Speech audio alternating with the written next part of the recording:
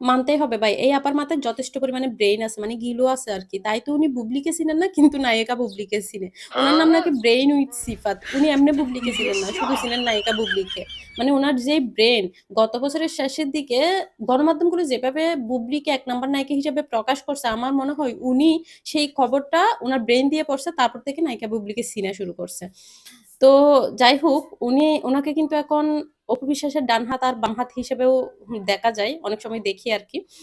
তো আমার মনে হয় এই কারণে হিংসার একটা সাইড ইফেক্ট লাগছে আপার মনে। তাই তো উনি বুবলিকে চিনেন না। যেভাবে অপু বিশ্বাসও বুবলিকে চিনেন না, কিন্তু অপু বিশ্বাস বুবলিকে না চিনতে প্রতিটা ইন্টারভিউতে গিয়ে বুবলিকে নিয়ে কথা না বললে তার পেটের ভাত হজম হয় না। মানে ২০০ কথা তাকে শুনিয়ে আসতেই হবে। আর কথাগুলো মিডিয়ায় ভাইরালও হয়ে যায়। এখন ব্রেইনের কারখানার সিফাত আপুর হলো অপু বিশ্বাসের এই দশা। যাই হোক, বুবলি বা অপু বিশ্বাসকে চিনতে হবে এটা কোনো কথা না। না চেনাটা উনার অপরাধও না। এগুলো উনাদের ব্যক্তিগত বিষয়। তবে দিন শেষে একটা প্রশ্ন কিন্তু থেকেই যায় যে আসলেই কি চিনেন না? নাকি হিংসার সাইড ইফেক্টে জলে পুড়ে মরার মতো অসুখ হইছে তার?